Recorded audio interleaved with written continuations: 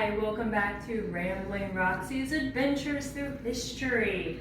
It's still February, and to honor Black History Month, I wanted to discuss Ohio's role in the Underground Railroad. Ohio is between Canada to the north, which had outlawed slavery, and the slave states to the south, making it an important stop. Oh, wait, what did you ask? What was the Underground Railroad? Oh, okay, I got a little ahead of myself. Well, let's discuss what the Underground Railroad was. In my book, Twin Adventures in Ohio History, we talk about the Underground Railroad, what it was, and why it was important. The Underground Railroad was neither a railroad or underground. I know, big surprise. It was a vast network of safe houses and routes that helped escaped slaves hide and go north, mostly by walking on foot. Now, there's a few times they could have ridden in some horse-drawn wagons and gone by boat, but the majority of the time, these slaves were escaping on foot and in the middle of the night and trying to not get caught.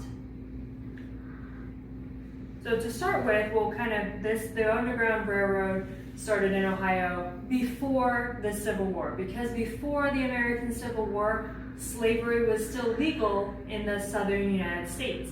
That means that people of African American descent were allowed to be owned legally by people living there, and they could sell and trade them. Obviously, this was a horrible thing, and many of the people living in those conditions wanted to get out, rightfully so. And many of them escaped north, where slavery was not legal, and then all the way up to Canada, which had also outlawed slavery, but Canada was a separate country. So if anyone were to try to go into the northern states and bring the slaves back, they couldn't do that in Canada because it's a whole separate country, and it made the process of bringing slaves back even more difficult. So the ultimate place to get to freedom was in Canada, even though there were several northern states where escaped slaves were able to stay and make a new life. Now, to get into this a little bit more, Ohio has its roots in being anti-slavery. Slavery was forbidden in Ohio from 1787, when the Northwest Ordinance was established, which made it illegal to own slaves in the territory of Ohio and the Wisconsin, Minnesota area. Many Ohioans were also Quakers and of other religious backgrounds that generally were against slavery. So most of the population coming in to live in Ohio was not supportive of the idea of slavery anyways, so that went along well. In 1835, the Anti-Slavery Society was founded in Zanesville by people who were against slavery and wanted to help slaves escape and to get rid of slavery throughout the United States. However, many Ohioans did not like the society, and its members were under frequent attack from maybe their neighbor that they were aware of was more pro-slavery. Ohio, while being a free state, bordered slave states such as Kentucky and Virginia. At that time, West Virginia had not been created. It was still part of Virginia. And it also borders Canada, which did not allow slavery. So it's a perfect area to help escaping slaves to freedom, especially during the winter when the Ohio River froze over and people could just walk right across the Ohio River. You didn't have to stop and wait for a boat, or maybe make sure the person operating the boat would be on your side. So it's just one less person to have to come in contact with to possibly give away that you were an escaped slave.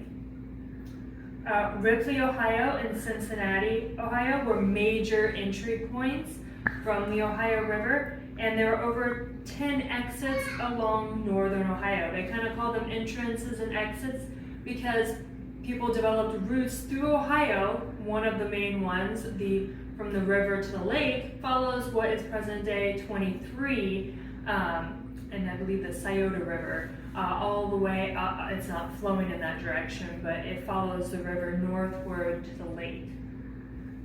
And many of these routes were established and had safe houses and people who knew what was going on but were able to keep it a secret, because at that time with the Fugitive Slave Act, many Southerners could come into Ohio and come get the captured slaves and bring them back. And oftentimes, even though it was illegal to hurt people helping escape slaves, it was still, many of those people did not end well if they were found out. But overall, the network helped over 10,000 escaped slaves on their way to freedom. And there are many stops along the railroad that you can visit today. One of them is the Freedom Center in Cincinnati. It was just built in 2004, so it's a really new museum. And the building has 5 permanent exhibits focusing on the struggle for freedom for African Americans and the Underground Railroad. The museum offers a range of activities showing the realities of enslaved life and how difficult it was to escape to freedom. The museum highlights individuals who worked to end slavery through their writings, talks, political ambition, and those who helped the escaped slaves on the Underground Railroad. Levi Coffin was one of the individuals who lived in Cincinnati and helped over 3,000 slaves continue their fight for freedom, and it makes for a great starting point on your journey. Another great place to stop and see on the Underground Railroad is John Parker's house. On the Underground Railroad tour, he's in Ripley, his house is in Ripley, Ohio. Parker was a former slave who bought his freedom and was a conductor on the railroad. That means that he was helping lead others to freedom. A conductor would lead others just like you would pull the train on a railroad, you're running the train. Well, the conductors were running the Underground Railroad, and he was one of the conductors. And he was one of the first and few African Americans to have a U.S. patent during the 1800s. He was a famous inventor in foundry, metal, and metal castings. His house has several exhibits explaining more about his inventions and his role in the Underground Railroad. And last but not least, another stop in Ripley, Ohio, is the John Rankin House. A particular famous conductor of the Underground Railroad was John Rankin. He was an abolitionist Presbyterian minister who lived in Ripley along the Ohio River. His house was on a hill overlooking the river, making it a perfect spot for him to signal with a lantern when it was safe to cross the Ohio River. That means that there was nobody who was looking to help capture these slaves lurking about, or anyone who was of a dubious nature. So there would all be people who were wanting to help the slaves. So slaves who were on the run were always in danger from slave catchers and those willing to alert slave catchers who would take them back to their owner, even in the free state of Ohio. Sometimes they were given reward money to help the slave catchers. So it's very important to keep this a secret and only to include people on the Underground Railroad who are going to help the slaves.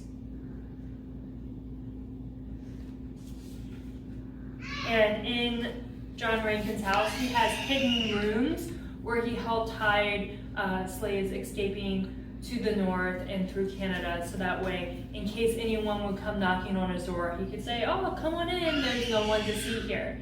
And there'd be people hiding away, so that way no one could find them. So those are some great stops on the Underground Railroad here in Ohio, and I hope you take the time to go visit some of them and learn more about our important history and helping with the Underground Railroad. Thanks for tuning in to Rambling Roxy.